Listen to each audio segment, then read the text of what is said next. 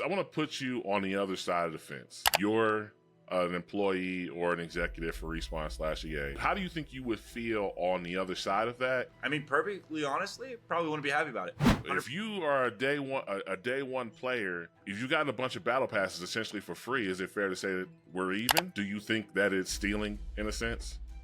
No. Okay. And the simple reason is, and I thought about this a little bit.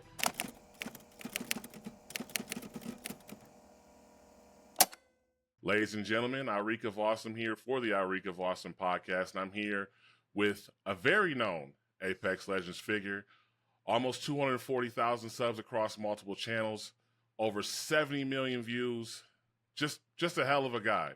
Thordan Smash, ladies and gentlemen. How you doing? Good. Thanks for having me, Reek. So I just kind of want to start, and absolutely, I appreciate you taking the time to take this time with me. Just wanted to kind of start with, like, who is Thordan Smash? Not necessarily the person I want to get too deep into your personal, but how did you get your start? Was it in Apex Legends? Was it something before?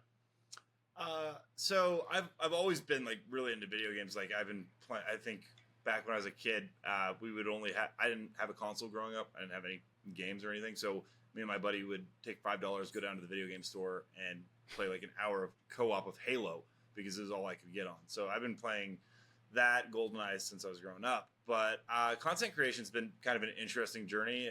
2019, I was just living normal life in the Bay Area. COVID hits. We're all stuck at home. I started like thinking, oh, you know, it'd be fun. I really enjoy Apex Legends. I'll make some videos on it. And I kind of started growing because I was the only one that was covering the Nintendo Switch port of Apex Legends. So yeah, I was literally the only guy. And then the port comes out, and I'm still doing guides on it and stuff like that. And then there was like the whole Water Got Him situation, and him having. That's how I found you. That's how I found you. What a guy! That was a whole saga. Anyways, that whole thing happened, and then there was like a giant void of Apex Legends news, and so I just kind of transitioned from the Switch over to general news and information, and just kind of snowballed from there, I guess. And yeah, now it's just what I do full time. So I don't want to say you stole his audience, but you definitely kind of filled a void that Water left with his nonsense, hacking and amongst other things. That was just a crazy. I remember that. I just was like, that was when I did not watch like Apex YouTube. I just played terribly for a couple hours of the day. And I was just like, I just went down that rabbit hole. I'm like, what is this? It was a crazy time. I think there was like I filled a small part of the hole, but there was others that came in. Like Gert was right around the same time. Yeah. Someone Who Leaks also, SWL was involved in that whole thing. And just, everyone, there was just like a kind of a giant door that opened and a bunch of people kind of like walked through and to the other side. So. Absolutely. So now, you're an Apex News creator and leaker. So you do a little bit of everything. So I think where I want to start when it comes to the Apex Legends conversation is where we are at July 15, 2024. We're in the middle of season 21. It's almost over. And I can't remember a time I'm 22,000 games in where the game has been this down bad, if you will. You're pretty critical of Apex Legends. What are your thoughts of where we're at? I think right now I don't think it's by any means the end of Apex Legends. It's definitely like it's still got a healthy player base in general, and the casual player base seems to greatly enjoy it. That being said, the content creating and streaming side of it seems to definitely be on a lull, and a lot of people are voicing their frustrations. As you said, obviously I'm very critical. I feel like you really can't go on Twitter without someone being critical. I think I saw in the last couple days, Hal says, oh, Apex Legends is dying. His Watson is fed up with the cheating. Like at this point, I think he's taking a permanent stream break from it. Yeah. Other content creators that I like when I started, I loved watching like Lulu Lovely and a lot of other creators. Zilbrad was really popular. And they've all kind of moved on to either greener pastures or just moved on to other things. And so I think the state of Apex Legends right now is it doesn't know what it wants to be in terms of identity. I think is the crux of the issue. Like it's very clear that the devs want to make the meta around the competitive scene, which is great because the competitive scene is super enthralling in Apex Legends.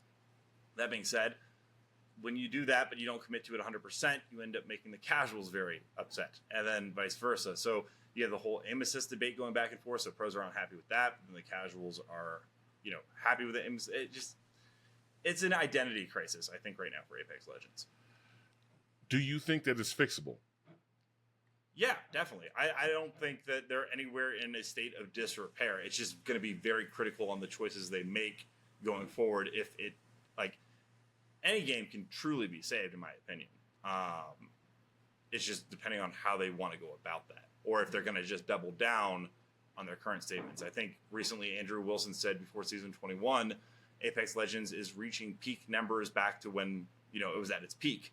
And obviously season 21 has been a giant backtrack of that. So.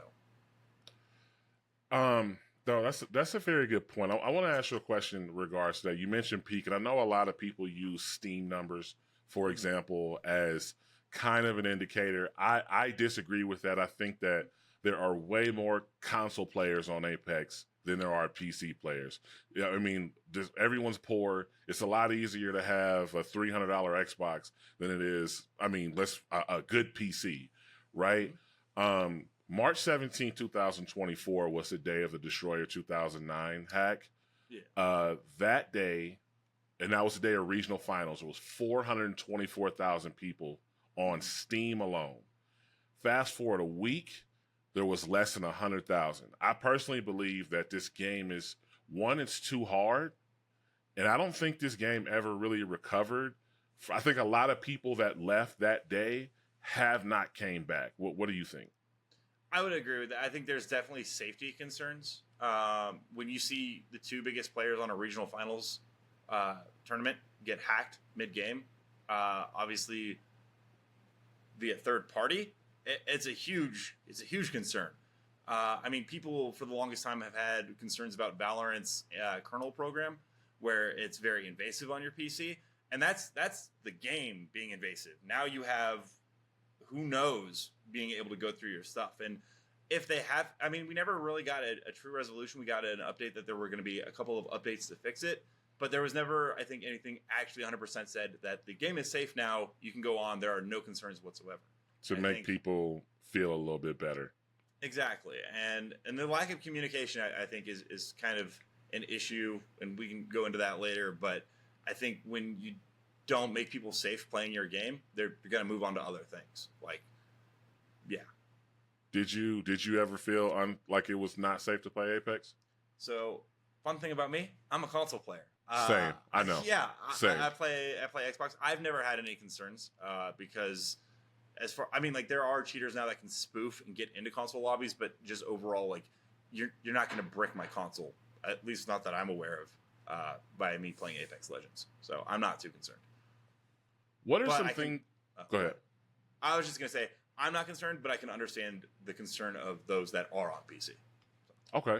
What are, let's say, 3 to 5 things that you think that can realistically be done and maybe will be done?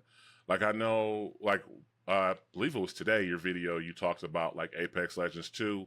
Obviously, that's going to require a huge investment. And then you get into that, well, EA's made, a couple $1 billion and da-da-da. What do you think that this game can do, whether it be sold to Amazon or whatever? What can they do to, bring back the player base and make Apex Legends great again, if you will? Oh, man. The first one that I would honestly say is I would love for some of the old Respawn staff from earlier seasons that are now at Gravity Well and other studios to maybe even consult on the game. I don't know if they do at all, but having them just have some kind of helping factor with the current dev team would, I think, be very helpful. The meta has changed so much, but one of the things that I fell in love with Apex Legends was the TTK. I found it very chess match kind of in the early days. 100%. yeah, you couldn't. You could one clip, but you had to be very good, and it was more of a back and forth about who could do better positioning. And nowadays, abilities have really taken the stage. The one clipping has become insane. The time to kill is much shorter. It's still like obviously better than Call of Duty, but maybe reworking the meta a little bit where it doesn't feel so like I got obliterated in 2 seconds. You know. Let me think. Other things that I would like to see. I mean, obviously, I would like them to scale back a little bit in terms of the monetization with the whole battle pass thing. I think there are other things that maybe should be communicated to the community that they want to improve on, and that the battle pass may have been a little bit tone deaf given the current state of affairs. That's not to say that they can't go ahead and make changes to the battle pass. If this is something that they want to do financially, then they need to be very clear about why it's important for the health of the game in terms of long-term investments.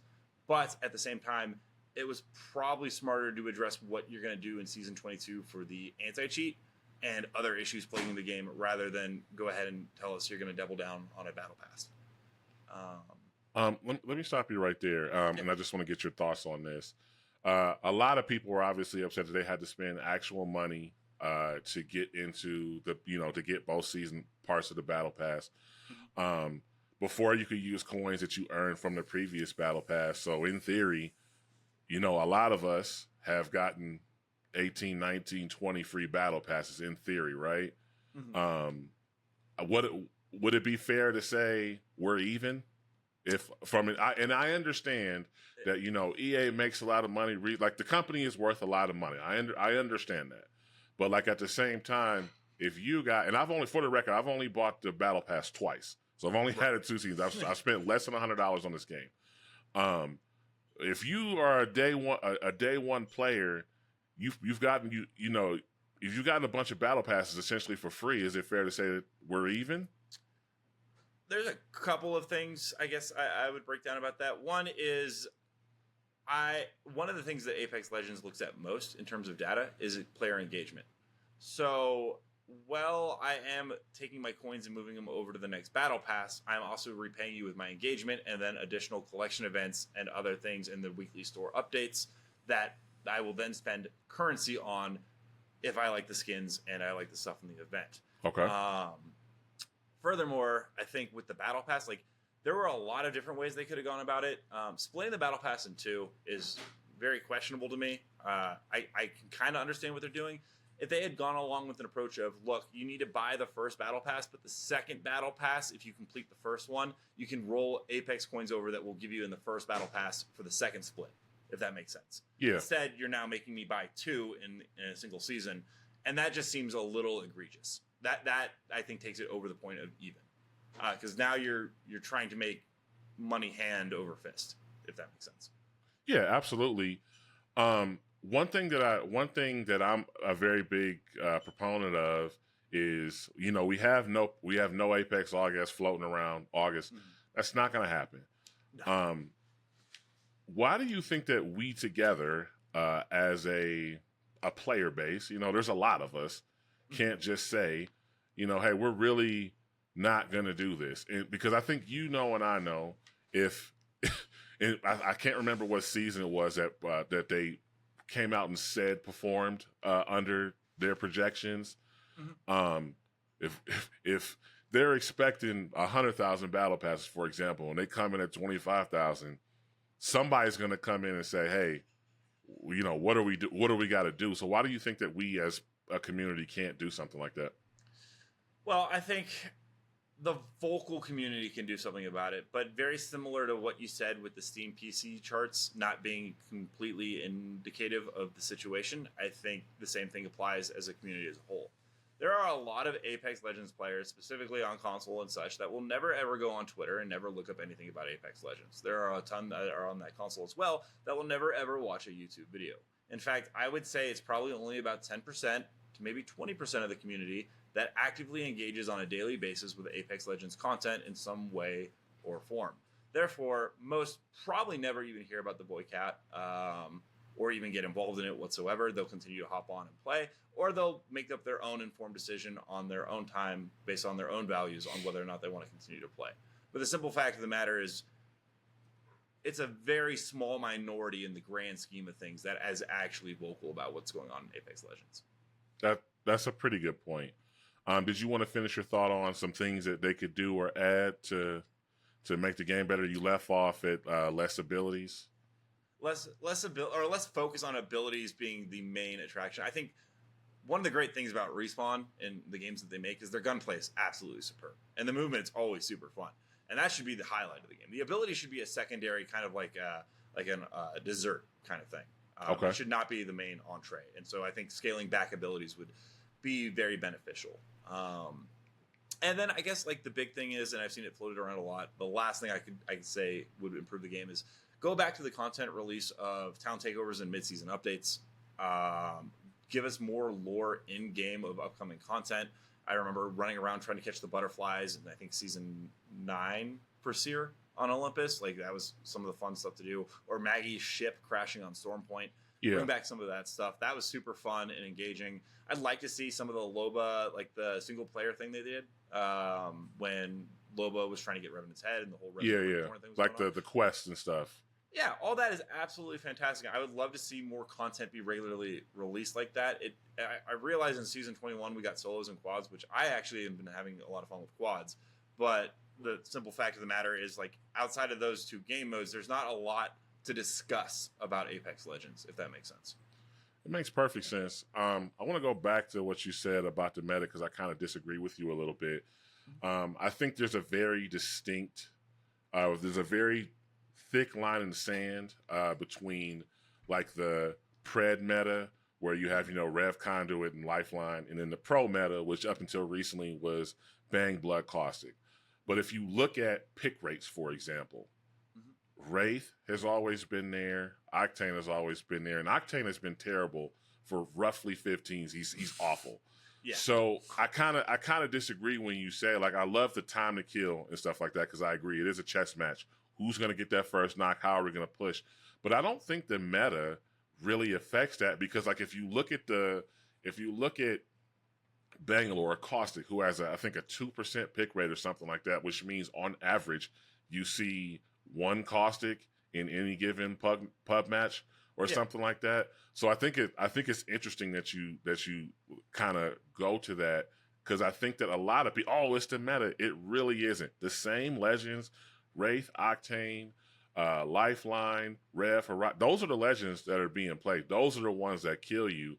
So I think that it's interesting that you went that way when I don't think the pro meta trickles down as much because, like you said, 70% of Apex players don't even know who Imperial Hal is, if not more. Like, they don't watch the pro scene. So it's just a little interesting. I agree 100%. And it's a very valid point, and I would agree. I think personal perspective could be very much skewed for me in this case, just due to skill-based matchmaking, that I might only see certain things in certain lobbies or something like that. So it's kind of hard, I guess, to take a full picture in. So I actually agree with you on that one. Okay. You mentioned skill-based matchmaking, and everyone complains about it. I personally, and it could just be who I am as a person, don't care about that.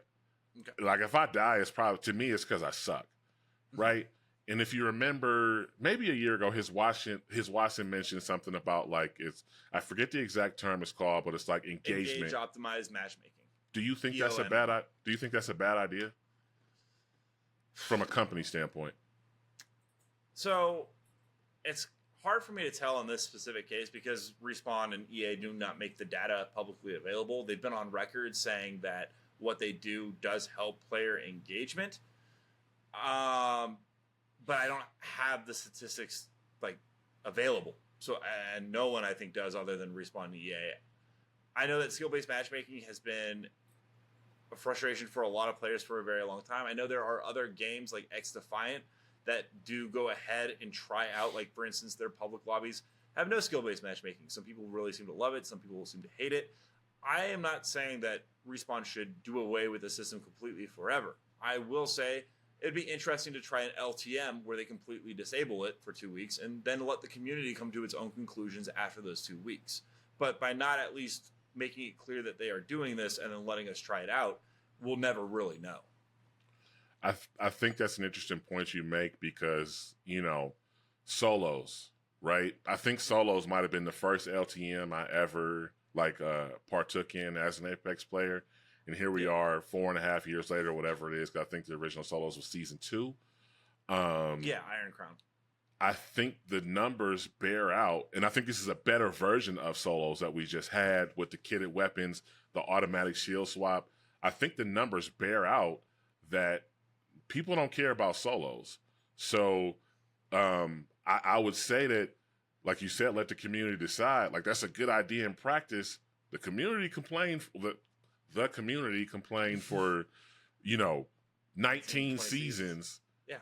And did not come back for Solos. I would argue that, and maybe a little ignorantly, that maybe they think they know what's best, right? But I think that with, you said EOMM, right? EOMM. I would argue that makes sense from not only from a player-based side, but also from a company standpoint. Like, listen, I just got 20 damage 6 games in a row. And the algorithm is going to throw me a bone. Kill these bots. Feel good about yourself. I think that's healthy. I don't think that's a bad thing. What I will say, though, is that Respawn has vehemently denied the fact that they use engaged optimized matchmaking. They deny his Watson's claim. They say they have nothing similar to that they have their own form of skill-based matchmaking, which is completely different from what his Watson said, which leads to even more confusion because there isn't a whole lot of transparency on what exactly. I believe Ducky, I think that's the developer's name, did a whole breakdown on skill-based matchmaking that they used last year, but it's then since changed, and there wasn't any further updates. So as of right now, we don't actually clearly know what kind of skill-based matchmaking they use. There's a lot of good guesses. His Watson could be 100% right, but Respawn just denies that is the system they use. So okay, yeah. No, that's a very good point as well. Kind of want to touch on the fact that you are a leaker. So, that in itself is going to be controversial. I want to ask you this first before we get into you specifically. Leakergate that happened, I don't know, that was like a month ago with Oz and Hyper Mist. The morality of, obviously they said a lot of bad things. I went on Twitter and I said the only way you can get rid of, cancel somebody like this is if you don't care. Like, if you care so much about the Wingman skin that's coming out in 7 seasons that you're willing to look past that, like people like that. Well, it's just, I said it, he's like, or Hyperman said, he's like, I don't care. Like, yeah. I've done this before. Do you have a relationship with any of them? No, not anymore. I might have talked to Hypermist once or twice in season 11. It was never it was just literally. Okay. I think we exchanged ballistic information, but it was never anything. I had no idea of the racism that ran rampart in their Discord. I'm not affiliated with their Discord, but no, I do not actively engage with them. I think all 3 of us block each other, so we have no communication on Twitter. There's no love there. Okay, I mean that's obviously a good thing. They're still thriving for reasons. Yeah. I want to put you on the other side of the fence. You're an employee or an executive for Respawn/EA, and your type of content exists. How do you think you would feel on the other side of that? And do you think there's a moral obligation of any kind to not report things? Are we talking about leaks in general, or are we talking about the Hypermist situation? No. We're talking about leaks in general. Just okay. You mentioned You mentioned earlier that LTMs and bringing stuff back, but it's hard to get excited for stuff when you already know that it's coming in advance, right? Like me personally, I try to avoid leaks because I do want to be a little excited. But I mean, I'm on Twitter every day, so it's hard, and I do watch some of your videos. How would you feel on the other side of that? Well, I don't know if I can truly speak as a Respawn developer about leaking stuff. I mean, perfectly honestly, probably wouldn't be happy about it. 100%. Okay. I think that any frustration that comes with it is completely warranted and understandable. And I can empathize 100% with their situation and their annoyance. So do you think that leaking, and I know you don't data mine it yourself. You get the information from people, I believe. I'm not sure, but do you think that it's stealing in a sense? No. Okay. And the simple reason is, and I thought about this a little bit. So I typically like cover like news for the most part. I haven't leaked in a while, but occasionally I'll drop words or verbiage that I've heard through the grapevine, and that Okay. would be constituted as a leak. That being said, so in the way that modern media and especially news works, or at least on major broadcasts, is if there's an Amazon employee that blows the whistle and leaks a bunch of stuff to Fox News or CNN, and then CNN or Fox News decide to cover it on a segment on their thing, and they're going to make money off of it, off the ad revenue generated through the commercials, and it is a leak from Amazon, they can still, one, talk about the leak, and then discuss the issues with the leak and have their own opinion and subjects that they want to discuss on it. At a certain point, it's just how the media works. So that would be kind of my opinion on it. It's like the information for the most part is already out there. Discussing it is, in my opinion, okay for those that want to watch that type of content. Again, going back to the fact that maybe only 10 to 20% of people watch Apex content in general, I'd say a good solid 80% will never ever hear about any of these leaks or any of this information. Okay. And those that want to find that kind of content typically know where to look. That's a good point. It's kind of like, I think the theme of this conversation so far is like Twitter isn't real, right? Like what we see on Twitter is not an actual representation of Apex in general. Do you think that you, by reporting information, sometimes leaking, but just what you've heard from various sources, do you think that you help Apex more or you hurt Apex more? That's an interesting question. I don't think I necessarily hurt it, and I wouldn't say I necessarily help it. I consider it more of a neutral kind of area. I think, like I said, most people, when they search my name, know exactly the kind of content that I produce. Right. That does cover that. And so the people that want to know about stuff upcoming to the game know where to look. And if you don't want to see it, I do try to be I don't typically try to just jump into the topic, if that makes sense, and just blindside someone with a leak. I typically do an entire intro section where I discuss what I'm going to be talking about. And if at that point you don't want to know that kind of information, it's just a spoiler warning. Spoiler warning. Basically hop off. So that's kind of how I would approach it. Is there ever, for whatever reason, something that you won't report? Yeah, 100%. Okay. I've been asked by devs Moy Pereira, the senior animator, not to discuss some leaks that, and I respected his wishes. Josh Medina, another executive producer, has reached out to me on Twitter DMs regarding some leaks and asked me not to share those as well.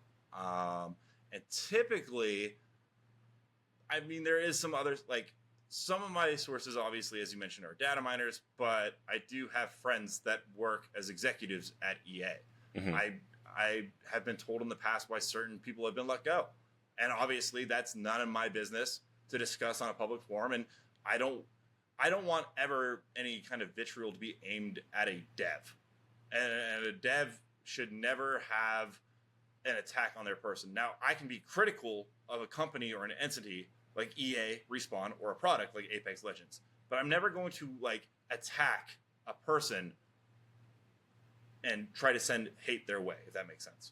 Perfect sense. So I won't leak anything that's private like that. Okay. The last question I'm going to ask you about that, and we can move on. I just completely blanked out on, so we'll come back to it. Okay. So you mentioned being critical of EA, and everyone, not just you. The first thing we think of is with EA is they're worth a lot of money, but at the same time, you make money, whether it's a little or a lot. That's your personal business. You make money off leaked content that some would argue that you're not even supposed to have. So how do you, what would you say to someone who said that? Well, we're taking money, but, so are you. Something like that. True. I'm not charging the player base for what I'm talking about. I guess I would say that. I don't go on YouTube and say, if you want to hear this stuff, I have a Patreon down below. Pay $5 and I'll let you guys see all the leaks. Like I don't charge for the information. And again, it's very similar to the news cycle. Like, is any major news publication responsible for making sure that Amazon is paid if they talk about them? That's kind of my viewpoint on it. It's a discussion, and that's what it is. Okay. I appreciate you being very candid. And I loved your answer. Like, yeah, honestly, I wouldn't like it. I appreciate the honesty. Yeah. We're coming up. You were involved in the esports scene. Obviously, Falcons just obliterated on Storm Point, Game 5, match point. Yeah. Crazy. Would that be your pick for who's gonna win LAN? I mean, yeah. I would like to see an underdog. I've always rooted for the underdog. I'm a Sacramento Kings fan, so obviously, like, my basketball teams have always been horrible. So I like rooting for the underdog. So I'd like to see an underdog. C-Web in them and Paige. C-Web, Stojakovic, Christie, Bibby, Divock, Jackson off the bench. They were horrible. They were great until they played the Lakers. I liked them growing up as well, so I get it. Yeah. But yeah, I'd like to see an underdog win. I was rooting for Oblivion for a bit because I want to see Reeds be successful. I want to see the guys at Oxygen be successful. Doesn't look like they'll be going to LAN, so I don't know that I have like a personal favorite right now. But I'm sure I'll watch and just like root for the underdog that's making waves. But Team Falcons will probably win it. You were a manager for Oxygen at one point. Am I correct on that? How did you get involved with Oxygen?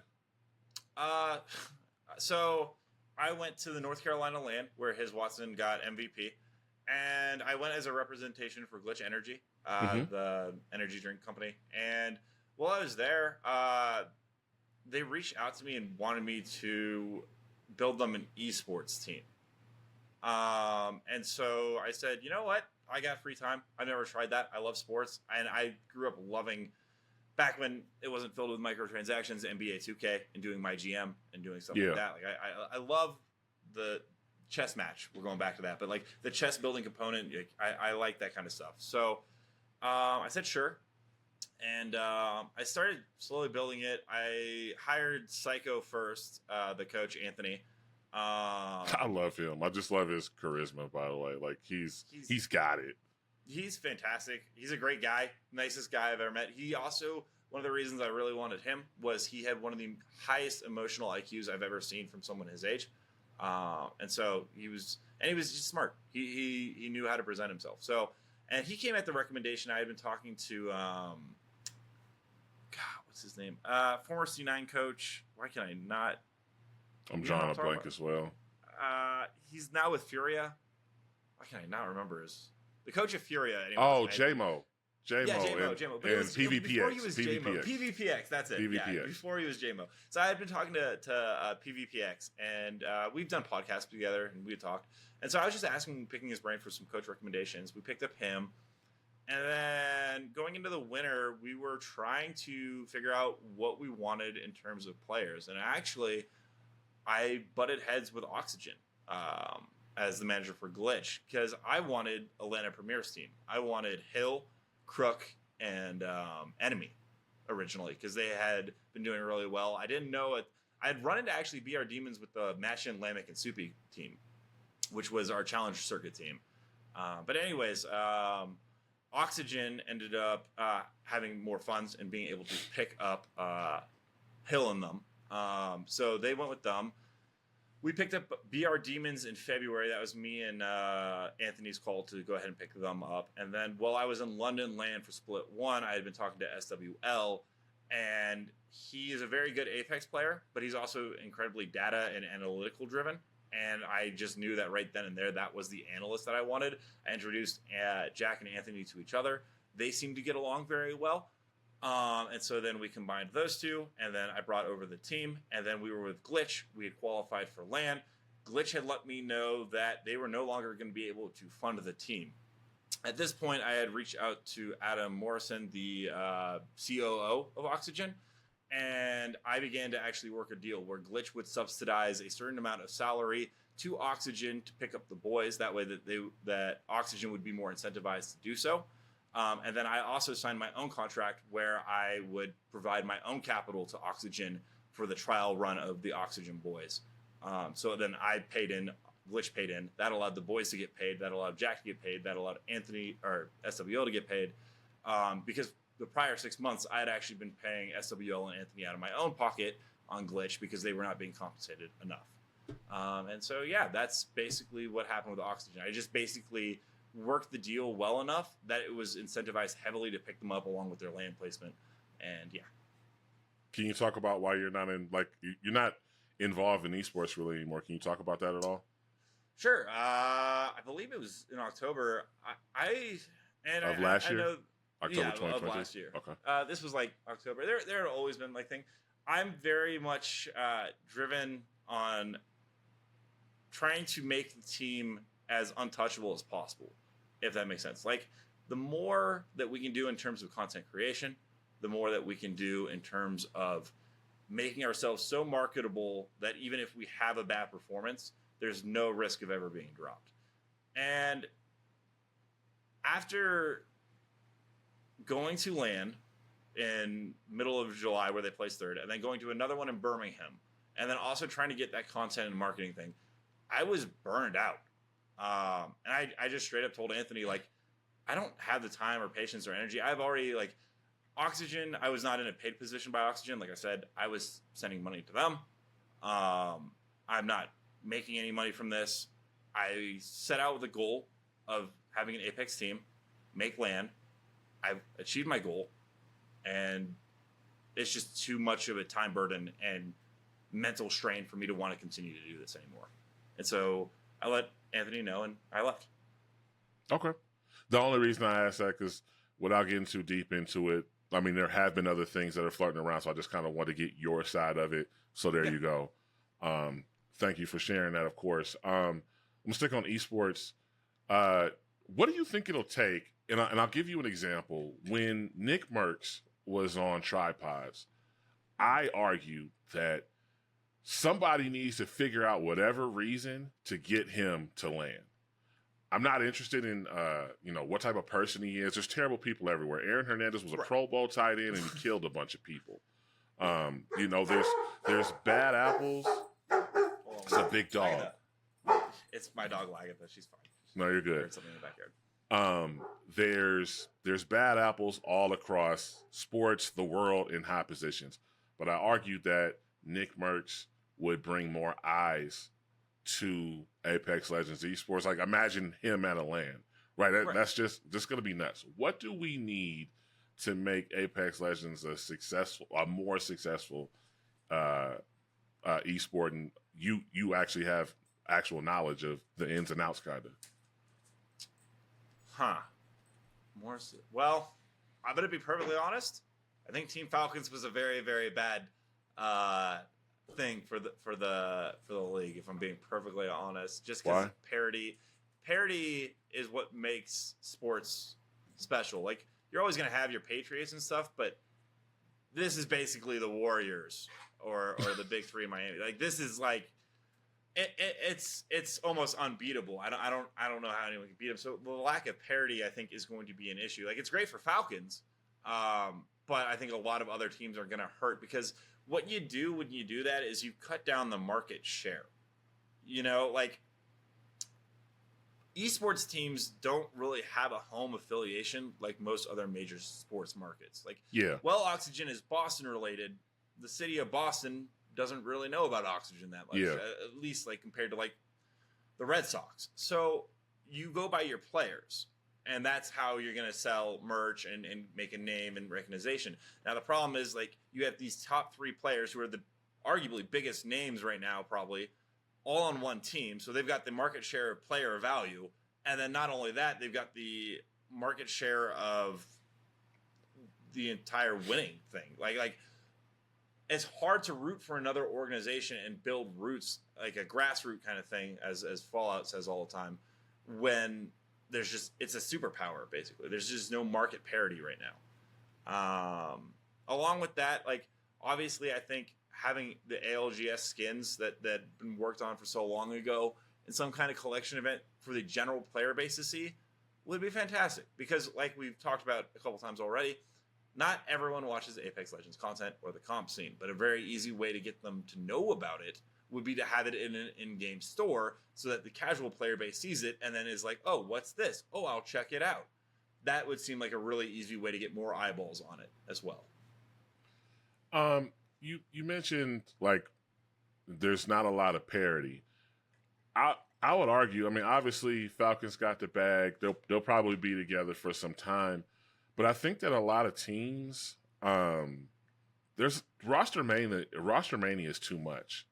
Like every 3 months, it just seems like, oh, I'm here, and you mentioned like there's no it's hard to get attached. Like the Overwatch League tried to do this before COVID, right? Where you were based out of the city, right? Mm-hmm. Where it was just like we're the Boston Terriers or whatever. Yeah, but they're franchised. Yeah, so I think I think one of the things that's like difficult is just like Koifel. We all know he's a really good player, but in this year he's subbed for somebody at Atlanta. He was on a roster before, and now he's on a different roster now. Like, I think we need a little bit more, a little more solidarity, if you will. Like, if you look at APAC, my understanding is that they broke up all their teams and they just took the best of the best and said, you guys play together. And what do we get? We got the first non-TSM Dark Zero team to win a LAN. So I think one thing that would definitely help is, yes, the skins. Hopefully we don't argue about revenue splits and stuff, because that whole thing seemed crazy to me, because it's just like, well, why? Like, how did you get this far without knowing what you were gonna get? Like, just to me, like something was always a little off, fishy about it. It just didn't make sense. You don't accept a job and then your first week, like later, figure out what you're gonna make per hour. Yeah, exactly. You know what I mean? But I think that you do bring up some good points. But I think that also we hate Tom Brady, right? We're getting to the point where we're hating Patrick Mahomes. So maybe we can build up some of these teams by simply rooting against Falcons. No, I would actually agree with that. It's always nice to have a villain, like Miami Big Three. Like, yeah. It's good to have villains. And I do like your point. I totally forgot about that, but I would love to have a free agency period, and then in the off season, and then rosters are like locked. You can cut players, but you can't just like do what is currently going on. I remember when I was with Oxygen, Zero wanted Aiden. He wanted Aiden so bad, and I had to fight with Dark Zero's manager back and forth because I would not. And that's what ended up with Zainu getting poached from Tech's team, because basically we just wouldn't let them have Aiden. And having to deal with that, where your player can just literally be like, I want to be cut, and they have the power to do that. There needs to be more rules in place. Right now, it just feels like the Wild West. You should not be able to just drop people like that. I mean, unless you didn't sign a contract. And like you said, I shouldn't be able to just like Thordan there, yo, Aiden, come over here real quick. We got the bag. Like it shouldn't. There should be, like in the NBA, they have tampering periods and all that stuff. Same thing with the NFL, and I think it would be more exciting. Even the POI draft, they need to figure out a way to make that relevant on Twitch. They know do. What I mean? Little things like that. Official trades, because like what happened with Tech is actually an embarrassment. Like the fact that his player just got poached, but like there was no trade. There should be a trade there. Like Dark Zero should offer his team a replacement. Instead, I think he was given like 2 hours before Pro League locked the deadline to then now go find a new third. And Dark Zero basically didn't lose anything. They got exactly what they wanted, and then the other team can't do anything about it. And they essentially get screwed. So you heard it here first, guys. Free agency period. We need some rules in Apex Legends Esports. Looks like we got about 17 minutes left, 16 minutes. The Esports World Cup in Saudi, in somewhere over there, I believe Saudi Arabia, right? Dubai. It's Radaya, yeah. Thank you. I mean, yes. Saudi Arabia. Any thoughts on that? I think it's really good for Apex Legends to be front and stage and have a lot more eyeballs on it, especially with games of equal caliber that will now maybe see Apex Legends and want to try it out. There is, of course, the political back and forth with Saudi Arabia and their stance on certain human rights, which directly conflicts with Apex Legends' political ideology for the most part. And so I'll be interested to see how they navigate it, but I don't have an overall arching thought on it, I guess, I suppose. Okay. I'll be interested to just see how it navigates in the community backlash, because Apex Legends is very inclusive and it welcomes everyone of any race, creed, or whatever it may be. And they're playing in a very big tournament where that ideology is not necessarily the same. I would love it if that money. I think it all comes back to the health of the game, right? Like if I know exactly where you're going with this. Yeah, like if because you could argue in what we saw online is how does a game that has a player like Catalyst, a trans legend, where that is definitely not encouraged over there, and it may be illegal. I'm not sure. How do you justify having that? I understand the business side of it. Well, it's because it's money. Right. Like they're doing everything. They want to be the Las Vegas of the world. So if that money comes back to the game to build another engine, I thought it was really interesting today when you said like the Source engine is 18 years old. That is insane. Like the fact that the game even works, I'm gonna stop complaining about it for a record. Like this engine is a literal high school graduate. But like if that money would come back to, for stuff like that, I think that Apex 2 is a bit of a stretch because you're essentially, it's a new game. I wouldn't say it's as big of a stretch as okay. I don't want to get I don't want to overseed or do stuff or leak, I guess. But no, I got you. I think you'll be pleasantly surprised. Well, that actually is something that I love to hear because in my mind, a lot that just seems like, oh, they're just going to build a new game. And they started developing that game in 2014. I don't know if it's just a port. Hey, just press Control-C, Control-V and on Source Engine 5 and we're good to go and release it. But I don't know how it works. But I just want to see that money come back to... You're fine. Sorry. I just want to see that money go back into the game, as a whole. What season did you start playing? Are you a day one player? Day one. In fact, my good friend who's an EA executive, I think he's the head of PR for EA, let me know about Apex Legends releasing about a week before it did. And so I was actually more hyped for Anthem at the time. He had given me a free code for Anthem so I could play it. But yeah, Anthem kind of sucks. So yeah, I'm a day one player for Apex Legends. So what do you think? And again, as I mentioned earlier, I think part of the reason some of the people are going away is because the game is too damn hard. Season 1 players, just the legend pool versus now, it's all good till Horizon queues up on you, bad audio and R9's you in the face. Do you like OG Apex more, or more recent seasons more? I think there's a golden point of probably season 3 or season 4 is my favorite, but it's very hard for me to distinguish if I actually really liked it that much more, or if I'm viewing it with nostalgia. Because you can make a lot of good points that I like. One of the things I've been wanting for Apex Legends to add for a long time was a game like Mixtape, and I actually do enjoy Mixtape. They didn't have that in the early season iterations. So I'd say it's honestly a mix. There are some things that I absolutely love about OG Apex. Please bring back the Train on World's Edge.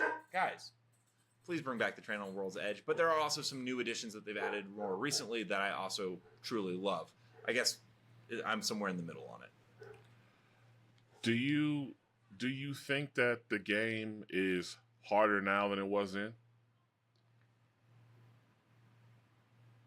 I mean, yeah, because the player base has definitely evolved and gotten better. The people that have been playing day one, such as me, and that grind way more than me because I'm pretty casual at playing. But there are many of those that like grind. Their skill ceiling is so high. But I have seen a lot of players come in and just be naturally like Lamek, I believe, started in season 9 or 10. And I'd argue that Lamek's like an insanely good Watson, like probably one of the best players out there. So like it is very hard. If you're a casual, you're probably not going to have a great time hopping in. But if you're naturally good at FPSs, you'll be able to fit in just fine. Yeah. Okay. That's a good point. What's the one? I'm gonna ask you 2 more questions before we get out of here. At its core, what do you think the main is? Like, if you had to just break it down to one thing, at its core, what do you think is hurting Apex the most right now? Lack of communication. I can expand on it. Yeah. Yes, please.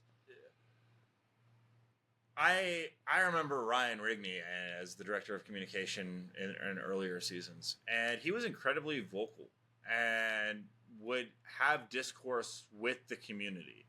And to be fair to the current situation, there's a lot of toxicity on the internet, so I can understand not wanting to engage with it.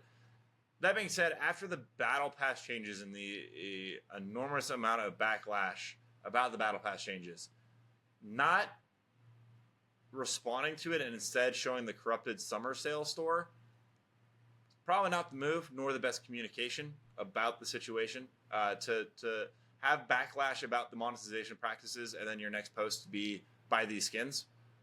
Do you not the just real quick on that point? Do you think that we're owed an explanation on a game that is free to play that you don't like? Yeah, you can throw it at me. You do not have to buy. Because I think the problem is people are asking me to buy skins, and these same people buy those skins. So do you think that they owe us an explanation? You never owe anyone an explanation. But if you expect to retain your player base while not giving an explanation, don't be surprised if they don't stick around. Okay. Or at least those that are vocal about it. So,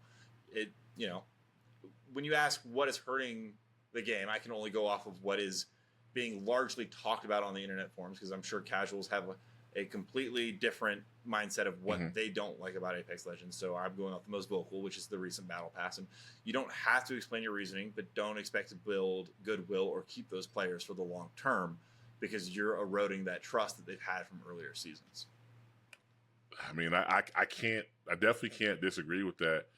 I would say, just playing devil's advocate, I would say that the reputation of EA, I don't really know it, but I know what's being said. I would say that they've been pretty consistent in being inconsistent, if you will. You know what I mean? So I mean that's definitely an interesting take of all the things. Like I don't think the cheater situation is as big as people. I think it's vastly overstated, especially since it's really only a problem for like somebody like Enoch, who was playing like 12 hours a day, top 10 pred. Yes, he's running the cheater. The average player is gold. Okay. Yeah. You're not running the cheaters. Just be quiet. And there's far more console. You're right. There's far more console rankers than there is PC rankers. And as a PC player, as a console player, you rarely run into cheaters. I don't run into cheaters, but I will say I have run in, and I've clipped them. I've run into a lot more 9-manners than in past seasons. Yes, I've been running into them more. 100%. But they let me get top 4. I'm cool with it. Like they let me get top 4. But I think that it's vastly overstated. I understand the frustration. I'm actually switching to PC Thursday, so this week is my last week on Xbox. Nice. So I think that it's interesting that you say like just communication would just go very far, because this game is top heavy as far as our representation. Like any given time, like if Hal is on, he probably has about 30 to 40% of the entire viewership on Twitch, for example. On Twitch, yeah. So what he says matters to that, that we'll call it a snow globe of people on Twitter, on Twitch. Echo chamber works. Yeah, there you go. Basically it is. And yeah, that's I think the thing too though with the cheating thing is I think it is overblown. But the thing is the people that are going to be most vocal about it are usually the better players about it because they're running into them in high tier lobbies, and those players also tend to be the most followed on social media. So it's going to circulate like wildfire. That's fair. Yeah, it's that echo chamber is only going to grow bigger because of course his Watson and How are running into cheaters because people want to stream snipe them or get some attention from them. Get some clout. And then of course they're going to complain about it, and they're going to be the ones that are viewed the most. So, all right, we're going to close out with this or that. I'm going to give you one option or another. You just pick. If you want to give me a reason why, just go ahead. R99 or car SMG? Car. Lifeline. Go ahead. Oh, I was going to say I would have taken the R99 a couple seasons ago. I used to love the R99. Let's just say at its peak. Let's say at its peak. Oh, at its peak, R99. Okay. Yeah. Lifeline or Newcastle? At peak? Yeah. Or Lifeline. 30-30 or triple take? Triple take. Although objectively 30-30 is better, but I'll still take the triple take because I'm Nick Merckx. I can't shoot. So. Listen, man, when you got one of these, people complain about aim assist. When you're shooting somebody at 175 meters, like these things don't work. It doesn't work. Up close, you got it, but like any range, which most fights start at, these like it's hard to shoot people. Triple take all day. I agree with you. Yeah, iron sights are way better on it too. Like yeah. No, hands down. Asu or it's Timmy? It's Timmy. Fade or it's Timmy? Or sorry, Fade or Asu? I don't particularly watch a lot of either of them, to be honest. Fade, I guess, just because of his movement, but Asu's a better shooter. Like, am I picking like who I like as a content creator more? Yeah, however you want to do it. Yeah, I guess I'll go with Fade. Yeah, I mean, Fade's probably gonna be hard to hit. Like, just yeah. TSM or Dark Zero? Dark Zero, I guess. Yeah. Imperial Hal or his Watson? His Watson. And the last one, Gold Shield or Red Shield? Oh, we're going back to gold. Gold. I mean, gold, right? I mean, it doesn't exist anymore. Well, yeah, that's what I'm saying. Like one sale gets you two shields. I'm with you. I'll take the faster HP over the 25 HP. I agree with you. Inventory management is so much better with the small heals, the quick rebuff on shield. It's just so much more viable. I agree with you. Yeah. Agree. Well, thank you so much, Thordan, for taking the time to speak with me today. Is there anything you want to say before I let you go? No, thank you so much for having me. It was a pleasure. It was really fun talking about Apex and just different aspects of the game. So this was an absolute blast. Thanks for having me, Reek. Absolutely. I'm going to throw Thordan stuff on the screen. Follow him there, and I appreciate you.